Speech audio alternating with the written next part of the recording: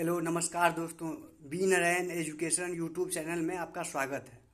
आज मैं आप लोगों को पैसे की कमी और पैसे को कैसे अच्छा इन्वेस्ट करना है और पैसे को कैसे अच्छे से यूज करना है, इसके बारे में मैं बताने जा रहा हूँ।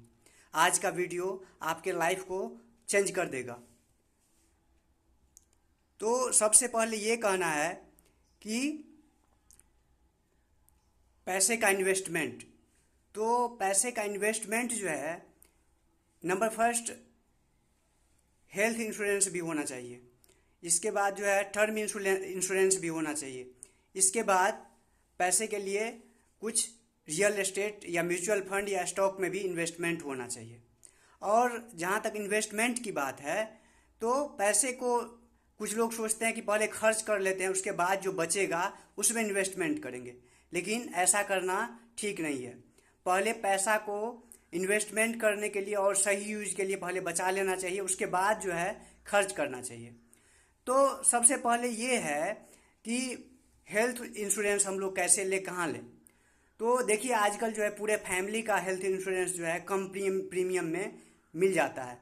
और हेल्थ इंश्योरेंस लेने से हमारा परिवार जो है सेफ हो जाता है। और ऐसे तो अगर अनहोनी हो तो बहुत सारी बातें होती है, लेकिन बहुत हद तक हमारा परिवार जो है इसमें सेफ हो जाता है और हम लोग का माइंड जो है थोड़ा रिलैक्स महसूस करता है। तो हेल्थ इंश्योरेंस के लिए जो है बहुत सारी अच्छी कंपनियां हैं, जिसमें बहुत कम मंथली प्रीमियम दे करके जो है हेल्थ इंश्योरेंस हम ले सकते हैं। इसके बाद है टर्म इंश्योरेंस। देखिए, कहा जाता है कि लाइफ किसी का जो है कोई ठीक नहीं है, कब क्या हो जाए। तो अगर परिवार के जो है एक मेंबर जो गार्जियन है, उनका टर्म इंश्योरेंस रहने पर अगर किसी मुसीबत के कारण, किसी घटना के कारण अगर उसकी मौत हो जाती है और सामयिक मृत्यु अगर हो जाती है, तो उसको बड़ा अमाउंट मिल जाता है कम प्रीमियम देकर। लेकिन कुछ लोग इसका जो है मिसयूज भी करते हैं। तो हम लोगों को इसके टर्म इंश्योरेंस को भी समझना चाहिए। और आजकल के समय में कम जो है प्रीमियम पर जो है टर्म इंश्योरेंस अच्छा अमाउंट का, जो जिसमें अच्छा अमाउंट मिले बाद में, वैसा भी मिल जाता है। तो कुछ लोग सोचते हैं कि हेल्थ इंश्योरेंस और टर्म इंश्योरेंस लेकर क्या होगा। तो देखिए, ऐसा जो है, अगर हम लोग अगर हेल्थ में ही अगर कुछ हो जाए या किसी गार्जियन को अगर कुछ हो जाए, तो ऐसे में बहुत खराब स्थिति आ सकती है। तो इसलिए अगर पहले से हम सतर्क रहें, तो आगे हो कुछ न हो, हम लोगों के लाइफ के लिए बहुत अच्छी बात है। इसके बाद है इमरजेंसी फंड। देखिए, इमरजेंसी फंड जो है काफ़ी महत्वपूर्ण है। इमरजेंसी फंड हम लोगों को अगर कोई ऐसा कंडीशन आ जाए, जो किसी का अगर नौकरी छूट जाती है या और कोई ऐसी पैसे की ज़रूरत अचानक आ जाती है, तो उस समय जो है इमरजेंसी फंड काफ़ी महत्वपूर्ण होता है। तो कम से कम 6 मंथ का जो है इमरजेंसी फंड हम लोगों को रखना चाहिए। और इमरजेंसी फंड के लिए जो है क्या है कि हम लोग एफडी के रूप में भी रख सकते हैं। इसके बाद अगर एफडी नहीं हो तो कैश के रूप में भी बैंक में सेविंग अकाउंट में पड़ा रह सकता है। तो इमरजेंसी फंड काफ़ी महत्वपूर्ण है। इसके बाद नेक्स्ट है स्टॉक मार्केट। देखिए, स्टॉक मार्केट जो है आजकल के समय में बहुत सारे लोग डरते रहते हैं स्टॉक मार्केट से, लेकिन अगर स्टॉक मार्केट की अगर अच्छी समझ हो तो उसमें बहुत अच्छा रिटर्न जनरेट किया जा सकता है। और अगर स्टॉक मार्केट की जानकारी नहीं है तो इसका अध्ययन जो है किया जा सकता है, कहीं से प्रशिक्षण भी लिया जा सकता है। इसके बाद अगर मान लीजिए ज़्यादा स्टॉक मार्केट समझ में नहीं आता है, तो हम लोग क्या कर सकते हैं, म्यूचुअल फंड से स्टार्ट कर सकते हैं। और म्यूचुअल फंड में भी जो है क्या होता है कि लंपसम भी होता है और एसआईपी भी होता है। तो एसआईपी क्या होता है कि हम लोग मंथली उसमें कुछ पैसा हर एक मंथ जो है जमा करते हैं। और ऐसा भी सिस्टम है कि ऑटोमेटिक भी सिस्टम होता है कि उसमें अपने आप जो है अकाउंट से हर महीना कट जाता है। तो हम लोग जो है ऑटोमेटिक भी सेट कर सकते हैं। और एसआईपी जो है करने से लॉन्ग टर्म में जो है बहुत अच्छा माना जाता है। और लंपसम भी जो है, देखिए, अगर एसआईपी करते हैं तो बहुत लंबे समय में जो है थोड़ा थोड़ा अमाउंट जाता है। लेकिन अगर लंपसम हम एक बार अगर अच्छा अमाउंट कर देते हैं, तो वह भी जो है काफ़ी महत्वपूर्ण माना जाता है, क्योंकि उसमें एक बार इन्वेस्ट हो जाता है। और ये है कि लंपसम और एसआईपी को अगर लंबे समय तक अगर होल्ड किया जाए तो वह जो है तब काफ़ी महत्वपूर्ण होता है। और देखिए, म्यूचुअल फंड जो है तीन प्रकार का होता है। एक लार्ज कैप होता है, मिड कैप होता है और स्मॉल कैप होता है। तो लार्ज कैप में क्या है कि कम रिटर्न है और कम रिस्क है। मिड कैप में क्या है कि मीडियम रिस्क है और मीडियम रिटर्न है। स्मॉल कैप में क्या है कि बहुत ज़्यादा रिटर्न भी है और बहुत ज़्यादा रिस्क भी है। तो हम लोग जो है ऐसा कर सकते हैं कि तीनों में जो है थोड़ा थोड़ा करके जो है कर सकते हैं। इसके बाद जो है म्यूचुअल फंड में क्या है कि इसके माने म्यूचुअल फंड में अच्छा इंटरेस्ट जनरेट करने के लिए, अच्छा पैसा बनाने के लिए उसके चार्ट का अध्ययन महत्वपूर्ण होता है। जैसे अगर मान लीजिए इसमें क्या होता है कि टॉप होता है और बॉटम होता है। तो टॉप क्या होता है कि अगर स्टॉक मार्केट बहुत ऊपर है, बहुत ज़्यादा बढ़ चुका है, तो उस समय जो है उसको टॉप कहा जाता है कि उस समय क्या है कि मार्केट काफ़ी रिटर्न दे चुका है। तो उस समय जो है इन्वेस्ट करना थोड़ा सा रिस्की माना जाता है।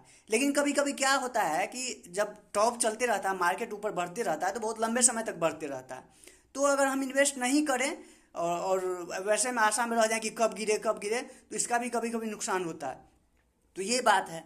इसके बाद क्या है कि अगर मार्केट बहुत गिर चुका है और उस समय जब लोग बहुत डर रहे हैं, तो उसमें क्या किया जाता है कि उस समय अगर हम इन्वेस्ट करें तो उम्मीद रहता है कि उस पर अच्छा जनरेट रिटर्न जो है हम लोगों को प्राप्त हो सकता है। वॉरेन बफेट भी कहते हैं कि जब मार्केट में लोग बहुत ग्रीडी हो तो उस समय जो है मार्केट में इन्वेस्ट करने से बचो, और जब बहुत लोग डरे हुए हो तो उस समय जो है क्या करो, इन्वेस्ट करो। तो यह जो है वॉरेन बफेट का जो है ये रूल काफ़ी महत्वपूर्ण है। लेकिन इसका मतलब ये नहीं है कि अगर मार्केट थोड़ा ही गिरा और हम उसको बहुत गिरा हुआ मान ले, तो ये भी थोड़ा उतना ठीक नहीं लगता। तो हम लोगों को थोड़ा समझना चाहिए, चार्ट को भी समझना चाहिए और स्टॉक मार्केट पर भी नज़र रखना चाहिए। इसके साथ ही संभव हो तो कुछ दिन पर जो है अपना जो हम लोग इन्वेस्ट करते हैं उसको देखते रहना चाहिए।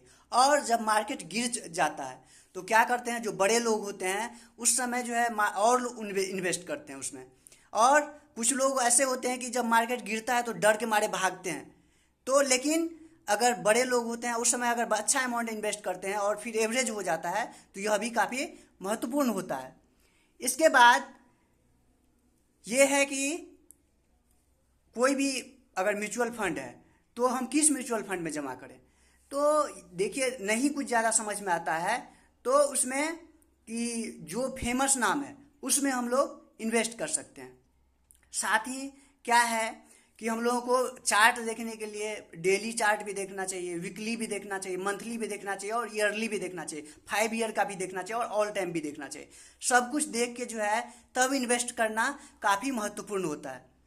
इसके बाद है कि कुछ लोग देखिए कि थोड़ा सा इन्वेस्ट करते हैं और कुछ अगर प्रॉफिट होता है निकल जाते हैं।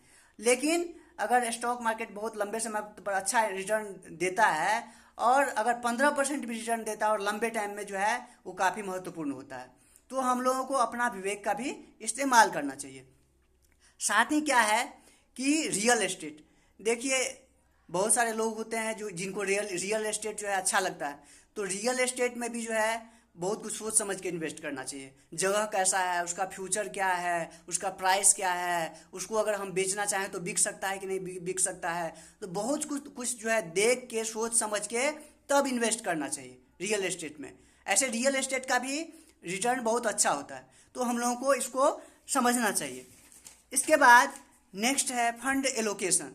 देखिए, कोई भी फंड, जितना भी फंड है हमारे पास, जरूरी नहीं कि हम सारा जो है स्टॉक मार्केट में इन्वेस्ट कर दें या किसी एक चीज़ में इन्वेस्ट कर दें।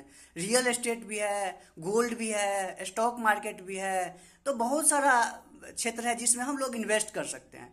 तो हम लोगों को अपना समझना चाहिए, देखना चाहिए कि क्या हमको सूट करता है और उस हिसाब से हम लोगों को इन्वेस्ट करना चाहिए। साथ ही साथ हम लोगों को अपना एक्सपीरियंस बढ़ाने के लिए अध्ययन भी करना चाहिए, अच्छे वीडियो को भी देखना चाहिए, अच्छे लोगों से सलाह भी लेना चाहिए, अच्छे लोगों को सुनना भी चाहिए। तो ये सब जो है काफ़ी महत्वपूर्ण है। और इसी के साथ अगर मेरा वीडियो अच्छा लगा हो तो लाइक कीजिए, शेयर कीजिए और चैनल को सब्सक्राइब कीजिए। धन्यवाद।